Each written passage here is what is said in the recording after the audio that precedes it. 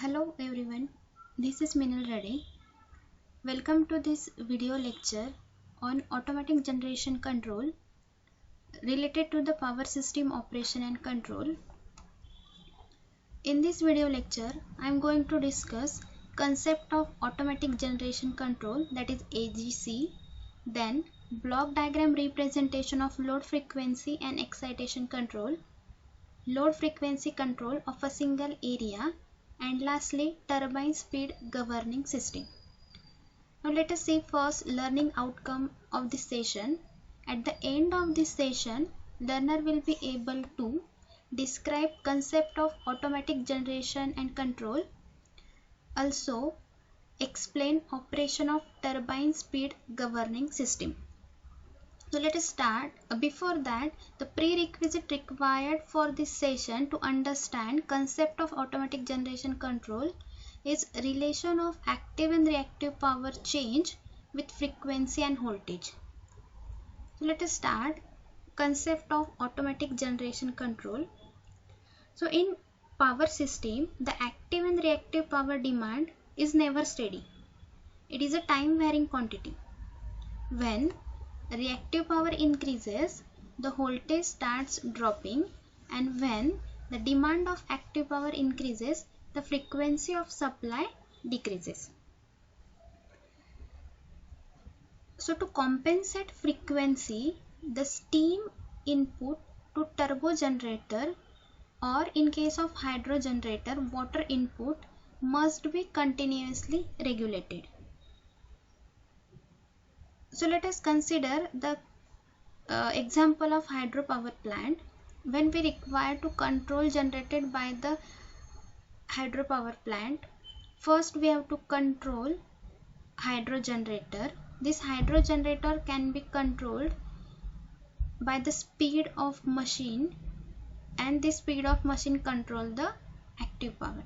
In that sense, if we have to control the active power generated by hydropower plant, first we have to control the speed of the machine, and the speed of the machine can be controlled by controlling the water input which are provided to the hydro generator. So in this way we can control the active power generated by the hydropower plant.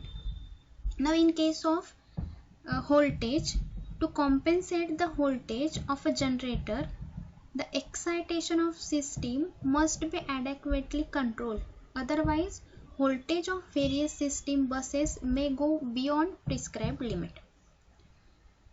Due to the change in frequency causes change in speed of the consumers, that affects plant production process. And due to the change in voltage, the equipment will not functioning properly. So we have to control both frequency and voltage within the prescribed limits. Also, to operate all motors at desired speed and to operate all generators in power system in parallel operation, the entire system must be function properly. So we have to control frequency and voltage. In modern interconnected system, manual regulation is not feasible. So we have to go for automatic generation control, that is AGC, to control the frequency, and automatic voltage regulator to install on each generator. Now let us see block diagram representation of load frequency and excitation control. So this block diagram shows this is the turbine generator. In that there is the frequency sensor and voltage sensor. Frequency sensor and voltage sensor senses the change in frequency and change in voltage. Whenever frequency sensor senses frequency, it is provided to the comparator where already a reference frequency is set. Then this comparator compares this change in frequency and generates a signal according to that, and that signal is provided to the steam valve controller. According to that, this steam valve controller regulates the opening and closing of steam valve, and this regulated steam is provided to the turbine, and this turbine is coupled to the generator. Now in case of excitation control, here this voltage sensor senses the change in voltage that are provided to the comparator. Already there is the reference value of voltage is set. Comparator compares this actual value of voltage and reference value, then it generates signal according to that, and that signal is provided to the excitation control. According to that signal, excitation control is provided to the generator. So in this way, by using this load block representation, we can control the load frequency and excitation control according to the situation. Now frequency and voltage sensor senses frequency and voltage of output supply respectively. The controllers are set for a particular operating conditions, and they take care of small changes in load demand without frequency and voltage exceeding prescribed limits. Now let us see how it works. So we have an equation that active power is a function of voltage and machine angle del. Also reactive power is a function of voltage and angle del. And these are represented in this way: dp upon dt is equal to v d del by dt plus del v upon del t. Similarly in case of reactive power, but the change in active power demand depends on internal machine angle del and is independent on machine voltages. So that means here we have to consider only a change in internal machine angle, and in case of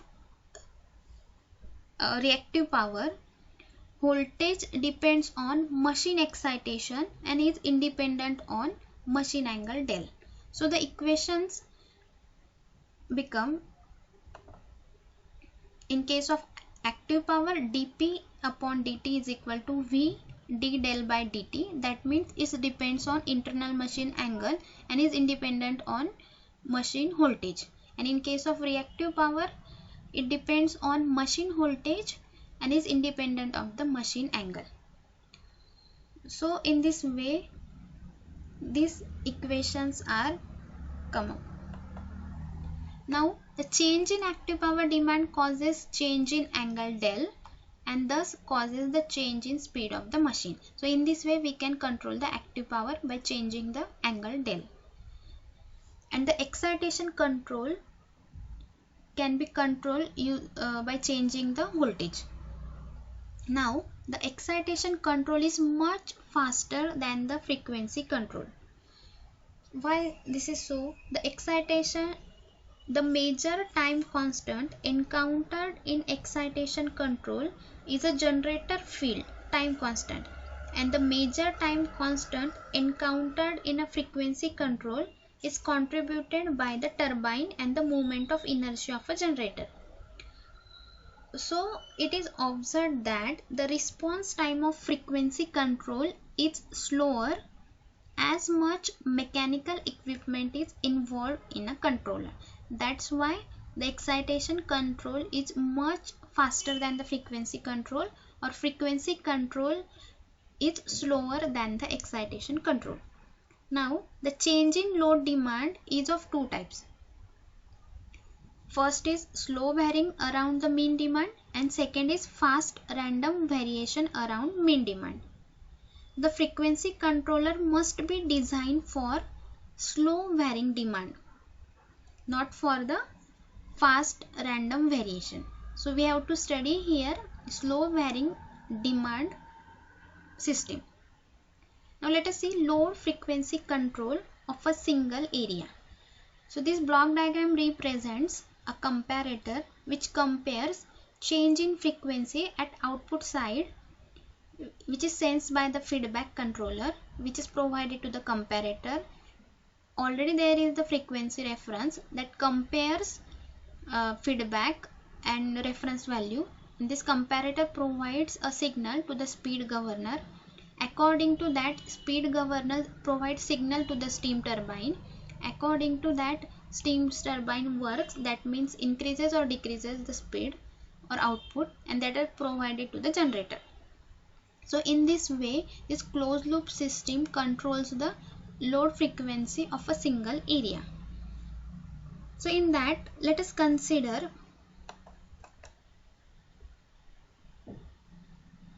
single area in which we have to maintain the schedule frequency. All the generators in such area constitute a coherent group. Now what is coherent group? Whenever all the generators of that single area speeds up and slows down together, maintaining their relative power angle, such a group of generators are called a coherent group. And such an area which consists of coherent group of generators is called as the control area. The boundaries of the control area will generally coincide with that of an individual electricity board company. That means the control of that load frequency of a single area is defined by the individual electricity board company of that area. Now, the turbine speed governing system. Figure shows the speed governing system of a steam turbine. There are main four parts of that turbine speed governing system. First is the flyball mechanism or flyball speed governor. Second is the hydraulic turbine. Third is the speed changer, and fourth is the linkage mechanism. These main four parts of that turbine speed governing system. Let us see first one by one. Speed governing system consists of following components as we discussed. First is the flyball speed governor. This is the heart of the system which senses the change in speed of frequency.